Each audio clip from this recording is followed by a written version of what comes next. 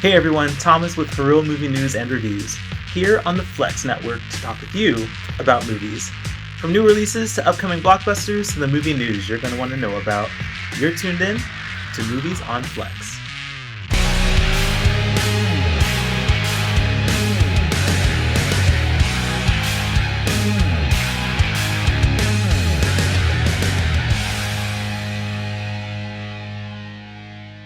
As you can tell, I am currently not at home. This is the tail end of my holiday festivities, celebrating New Year's Eve here at Hotel Bellwether in Bellingham. The holidays for me, as they are typically every year, were busy but in the funnest way possible. And I'm happy that we got through another holiday season successfully, and I am looking forward to New Year's and also to what the next year has to offer. Since I'm recording this outside of my element right now, we're going to keep this episode short, sweet, basic, and to the point. I promised at the end of November that I would come back to you with some thoughts and opinions about stuff that happened in December, and we're going to tackle a little bit of that here right now. So one of the things that I wanted to talk with you guys about and share my opinions on that I mentioned in my last video was the movie 1917. And I have a little bit of a rant to do because if you're paying attention to what's in theaters right now, you might notice that 1917 is currently not playing in the vast majority of theaters. About 2 weeks into December, I am looking for times and trying to figure out when theaters are going to post times for 1917.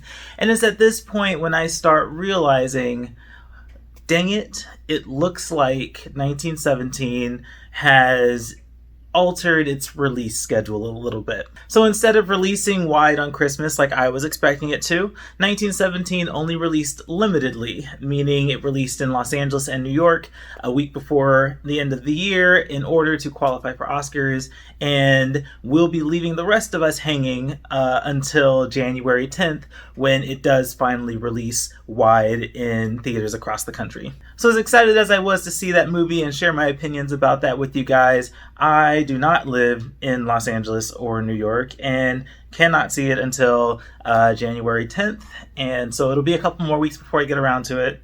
So next time, we will definitely discuss 1917. The movie that did come out on time, and the one that we have all been waiting for, is the other big thing that I wanted to talk with you about on this video, and that is, of course, Star Wars: The Rise of Skywalker. If you saw my last video, you knew that I was totally and incredibly excited for this movie. I had really high hopes for this. I'm a big J.J. Abrams fan, and I just had every expectation that Abrams was going to pull this movie together, pull this whole saga together, and make a incredibly compelling conclusion that we could all stand up and cheer for at the end. Well, guys, if I'm being honest, I was not a fan of The Rise of Skywalker. Now, I know that there are a lot of you out there that actually did enjoy the movie. I think that there were a lot of crowd-pleasing action sequences, there was a lot of comedy, and I do think that the ending at least had a satisfying tone to it.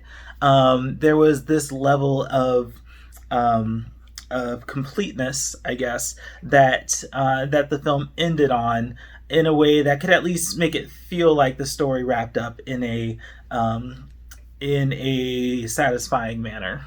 The problem that I had with The Rise of Skywalker is, as an independent film on its own, it's decent, I guess. Since it was the conclusion to the Skywalker saga, I couldn't help but watch this movie from the lens of someone knowing the storyline that led up to it. At least as far as the Skywalker saga goes in these 9 movies. There are so many times in The Rise of Skywalker where the plot just isn't cohesive. The movie tries so hard to not only undo a lot of things that was deemed unpopular, but then also impose a replacement story at the same time. And unfortunately, that just made it so that there was too much happening in this movie to have a cohesive story, or a story that was worth following. And on top of that, there are just a lot of big eye roll moments when they would undo things that had been done before, or even undo things that would happen in the movie. Now, I'm not going to go into spoiler talk here. I was actually featured on a podcast with the large association of movie bloggers on the Lampcast. I had plenty to say there. I'll put the link in the summary, and you can go listen to all of my opinions and opinions of friends of mine from around the world on the Rise of Skywalker. And I think even though we kind of have different feelings about the film, there were definitely some consensus among us about where the movie went wrong. So I'll avoid spoiler talk for now. All you need to know is that I didn't like it. I didn't care for it. I think that there was too much going on, and there was too many objectives for the film, and it just didn't work well for me. But there is a mass audience that I have had conversations with who did like it. And so if you haven't seen The Rise of Skywalker yet, it's not my place to say don't go see it, or it's awful and not worth your time. It sounds like there are people that will actually really enjoy it. So check it out, see for yourself, and let me know what you think. If you have any opinions about The Rise of Skywalker, definitely put them in the comments. And let's talk. Let's have a discussion. I love talking about films and not just giving my opinions, but listening to yours as well and having discussions about it. Those are the two big topics I wanted to touch on, since I promised that I would talk about them in my last video. There you have it. Like I said, we're going to keep this episode short, sweet, simple, and to the point.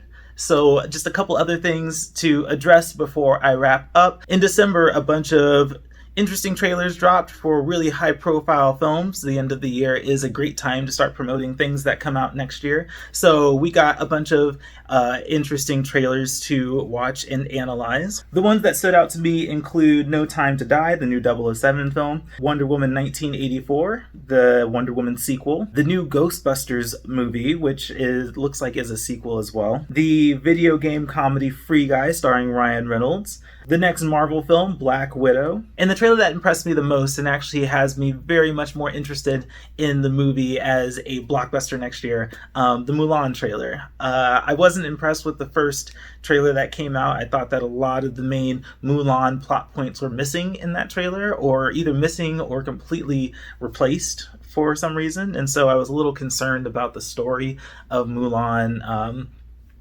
and the film staying at least somewhat true to what that story was in the cartoon. But this new trailer shows that there is definitely a lot of the basic Mulan elements in the story, and some new elements. And honestly, I don't need a movie to be a step-by-step remake of the original version. I think Lion King was the example that showed that that was a big mistake in doing a remake.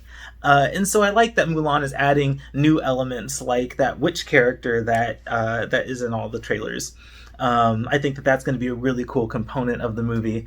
So after seeing that trailer, I am a lot more excited and a lot more at ease about this Mulan movie. And honestly, I think that it is going to be the biggest movie at the box office next year.